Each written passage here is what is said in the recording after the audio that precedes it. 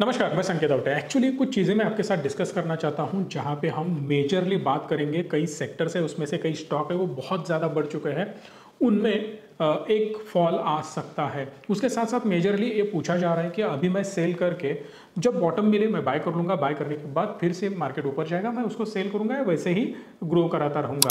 ये स्ट्रैटेजी आपको कैसे लग रही है, बिल्कुल मैं उसके ऊपर डिस्कस करना चाहता हूँ। अभी फिलहाल मैं बात करता हूँ पहला और इंपॉर्टेंट क्वेश्चन, क्या मैं सेल कर सकता हूँ। उसका क्लियर एग्जाम्पल मैं अभी स्क्रीन के ऊपर देना चाहता हूँ, जहाँ पे आपको दिख रहा होगा कि एक इन्वेस्टमेंट 25 लाख की मेरी इन्वेस्टमेंट है। मैं एक एग्जाम्पल के तौर पे बोल रहा हूँ, बिल्कुल भी ना ही मेरी इन्वेस्टमेंट है ना मैं किसी का एग्जाम्पल दे रहा हूँ, राइट। सो मुझे बताना है कि अगर मैंने 25 लाख इन्वेस्ट किया है जिसकी करंट वैल्यू हो चुके हैं 35 लाख, 35 लाख रुपीज अगर उसका करंट वैल्यू है तो सिंपल है कि मेरा प्रॉफिट है 10 लाख रुपए का। अगर मैंने 10 लाख रुपए कमा लिया है, इसका मतलब मैं जब भी प्रॉफिट बुक करूंगा which is called as capital gain, इतना मुझे पैसा मिल चुका है। जो मैंने अमाउंट डाली थी उसकी वैल्यू आज क्या हुई है, दोनों को अगर आप माइनस कर लोगे तो आपको पता चल जाएगा कि मेरा गेन है 10 लाख रुपए का।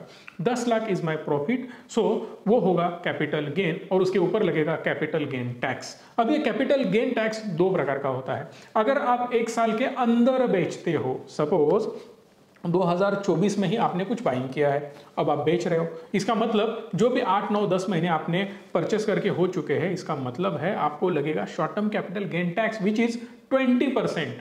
20% लगेगा। जो पहले 15% था उसके ऊपर जाते नहीं है, उन्होंने बढ़ा दिया है, वो सारी चीजें छोड़ देते हैं, बट फिलहाल उसको 20% आपको भरना होगा। अगर आपने एक साल पहले परचेस किया है, लाइक अभी चल रहा है अक्टूबर मंथ, सो अक्टूबर महीने के पहले 2023 की मैं बात कर रहा हूं, अगर आपने परचेस किया होगा तो आपको लगेगा long term capital gain tax which is 12.5%। अगर यहां पे हम बात करते हैं एक साल पहले आपने परचेस किया होगा कोई भी स्टॉक 365 डेज के पहले, तो आपको लगने वाला है long term capital gain tax which is 1,25,000 rupees. अगर आपने शॉर्ट टर्म में बुक कर रखा है, मतलब एक साल के अंदर ही आपने बाय किया है और तुरंत आप सेल कर रहे हो, तो आपको लगने वाला है short term capital gain tax which is 2 lakh rupees. ये 2 लाख रुपए आप भरोगे। अब मजेदार चीज मैं आपको बताना चाहता हूं कि आपका माइंडसेट क्या है कि मैं प्रॉफिट बुक कर लूंगा। आपने प्रॉफिट तो बुक कर लिया, 2 लाख रुपए टैक्स जाने वाला है, सबसे पहली बात इसको बाजू रख देते हैं। उसके बाद आपने बोला क्या कि मैं बॉटम में इन्वेस्ट कर लूंगा ताकि मार्केट जैसे ही ऊपर जाए ये जो गैप है यहां से नीचे गिरने का वो मैं कवर कर सकता हूं। तो ये बिल्कुल गलत चीज साबित होगी, क्योंकि एग्जैक्ट बॉटम किसी को भी पता नहीं होता है। अब आप बोलोगे कि चलो यार एग्जैक्ट बॉटम तो नहीं मिला, थोड़ा ऊपर बाय कर लूंगा, कोई दिक्कत नहीं है। अब इसमें मजेदार चीज मैं आपको बताना चाहता हूं, क्या होगा, ओवरऑल जो मार्केट गिर रहा है ना, मेरे हिसाब से ये बहुत बड़ी गिरावट नहीं होने वाली है। सो अभी तक जो मार्केट गिर चुका है अप्रोक्सीमेटली 4% के आसपास गिर चुका है। इतना ही और गिरेगा तो और 4% गिरेगा भाई साहब, इतने ऊपर से यहां तक आ चुका है। और कितना गिरेगा, आपको लग रहा होगा कि चलो उतना ही गिरेगा, चलो उतना ही गिरेगा, तो फिर भी 4% की गिरावट आएगी, उससे ज्यादा और गिरावट नहीं आने वाली, ऐसा मुझे पर्सनली लगता है। कोई भी रिकमेंडेशन नहीं है। अगर आपको लग रहा है कि मार्केट इतने पे रुकेगा, नहीं, ये बहुत ज्यादा नीचे जा सकता है। कितना जा सकता है, 20%, 30%, 40%, 50% तक मार्केट गिर सकता है। देन ये जो आपने फॉर्मूला मुझे बोला कि चलो बेच के निकल जाते हैं, बॉटम में जाके बाय कर लेंगे, थोड़ा बॉटम के आसपास कहीं पर भी मिल जाएगा। मतलब आपको अगर लग रहा है मार्केट 20,000 के आसपास आएगा और उसके नीचे जाएगा, तो डेफिनेटली आप बोल सकते हो कि बेचना सही होगा। मगर जिन लोगों को नहीं लगता कि मार्केट 20,000, निफ्टी की मैं बात कर रहा हूं, याद रखना अभी निफ्टी ट्रेड कर रहा है 25,000 के आसपास। सो ये मुझे लगता है 24 की रेंज भी देख सकता है अगर थोड़ी सी वर्स्ट सिचुएशन बन जाए तो। नॉर्मल सपोर्ट 24,800 के आसपास है।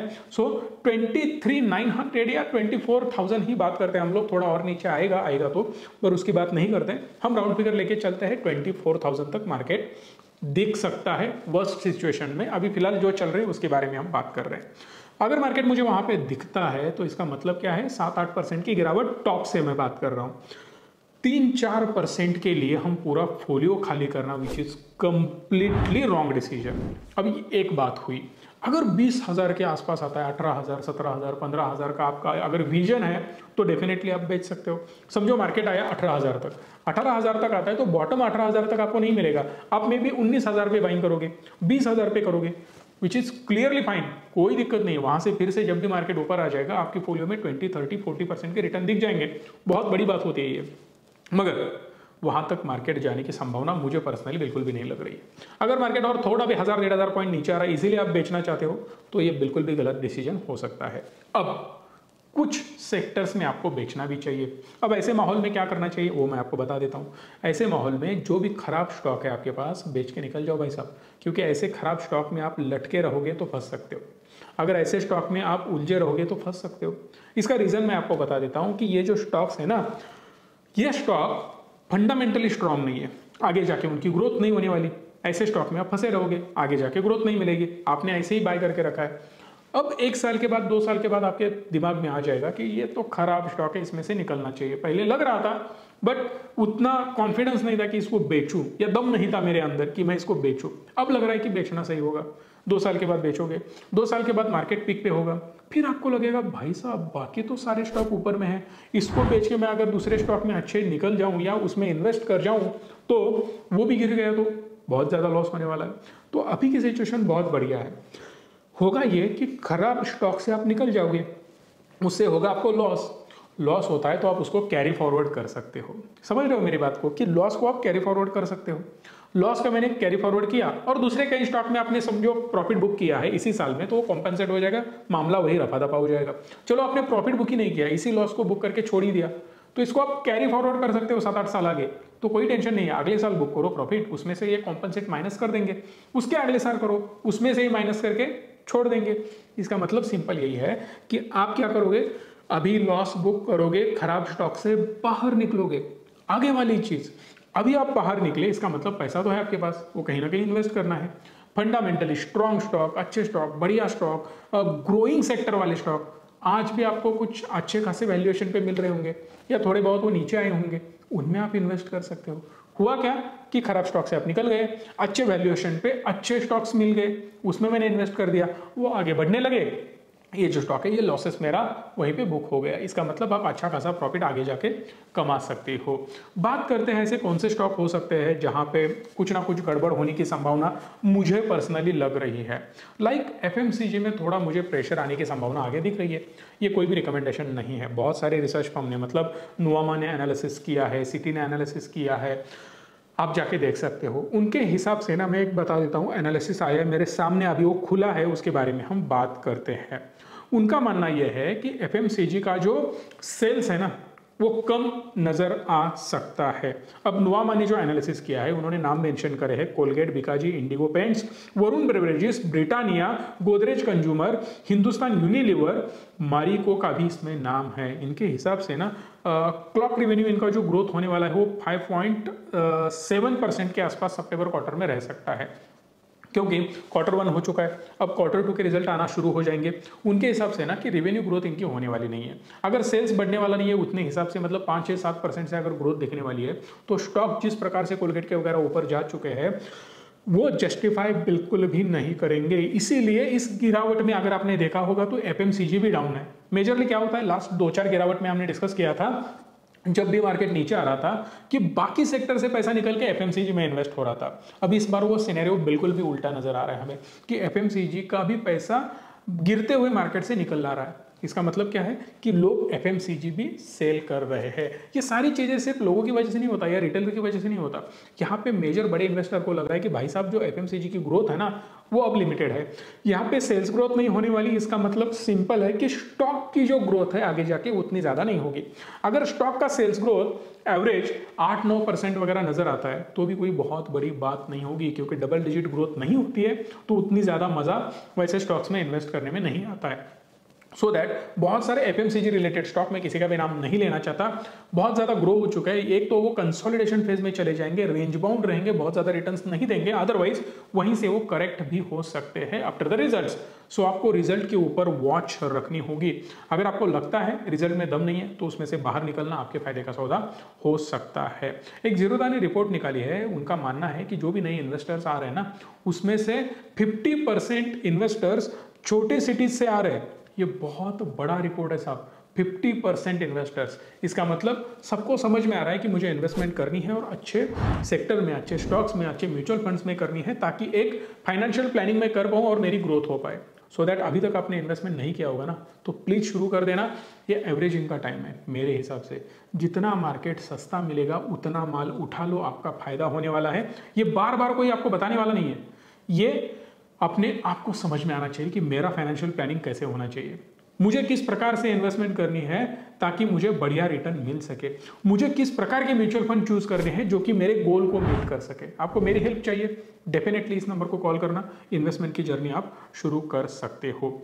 इजराइल का वगैरह वार जो चल रहा है मेरे हिसाब से वो चलता ही रहेगा कुछ महीनों तक, ये तुरंत ठंडा होने वाला मांजरा नहीं है, क्योंकि रशिया यूक्रेन में हमने देखा है कि किस प्रकार से वहां पे डे बाय डे वो बढ़ता ही जा रहा है, उसका ड्यूरेशन बढ़ता ही जा रहा है, कितने सालों से चल रहा है ऐसे लग रहा है, और सालों बीत गए हैं अभी भी वो चल ही रहा है।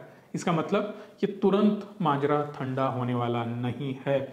इरकॉन की बात करते हैं, इरकॉन की अगर हम बात करेंगे तो समझ में आ जाएगा। स्टॉक में एक अपमूव नजर आई, क्योंकि वहां पे सीधा 1100 सीधा हम बोल सकते हैं 1200 करोड़ का अप्रोक्सीमेटली ऑर्डर उन्होंने जीत लिया है।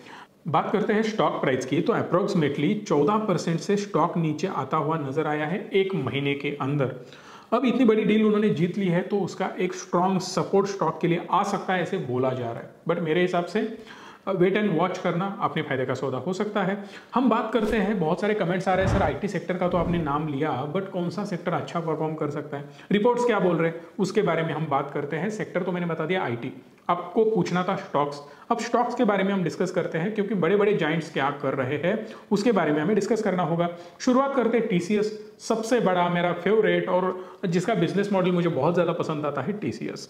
टीसीएस का जो प्रॉफिट्स है ना वो 12,434 करोड़, वो जो हमने कंसोलिडेटेड नेट प्रॉफिट की हमने बात करी थी वो 9% से इंक्रीज हुआ था 11,390 करोड़ के साथ जो पिछले ईयर में था। अब ये 9% की जो ग्रोथ है ना वो ऐसे ही मेंटेन रहेगी या नहीं रहेगी वो देखना बहुत ज़्यादा ज़रूरी है, क्योंकि इनका जो ओवरऑल रेवेन्यू है वो 61,000 तक पहुंच चुका है, 61,000 करोड़, 61,237 करोड़ के आसपास, जो कि ईयर ऑन ईयर 3.5% से बढ़ता हुआ हमें नजर आया था। सो बात करते हैं हम पहले विप्रो की।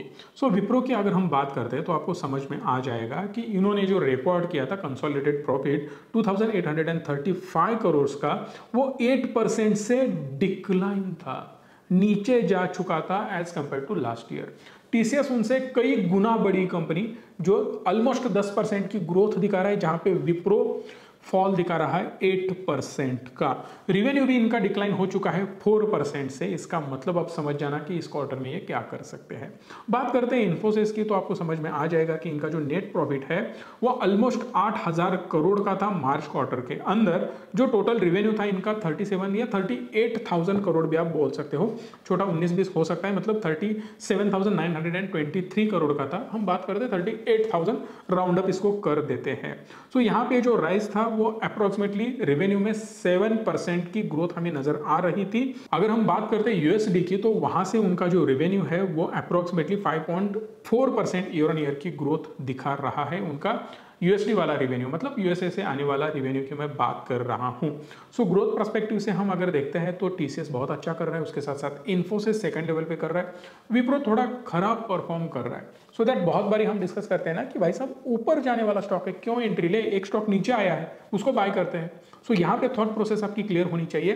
कोई स्टॉक नीचे है इसीलिए उसमें अगर आप इन्वेस्ट करोगे तो क्लियर मैसेज है कि वहां पे सेल्स ग्रोथ नहीं है, इसीलिए वो नीचे है। जब आएगा, जब होगा तब की बात होगी, बट फिलहाल खराब परफॉर्म है तो वैसे स्टॉक में अगर आप एंट्री करते हो, फंस जाते हो, तो बहुत बुरी तरीके से आप फंस सकते हो। सो बेटर वे आपको क्या करना है, जो स्टॉक अच्छा कर रहा है in terms of stock price और इन टर्म्स ऑफ फंडामेंटल्स और रेवेन्यू, उसी स्टॉक में हमें इन्वेस्ट करना है। सो आपको क्लैरिटी मिल गई होगी कि रेवेन्यू टर्म्स में कौन सा स्टॉक किस प्रकार से परफॉर्म कर रहा है।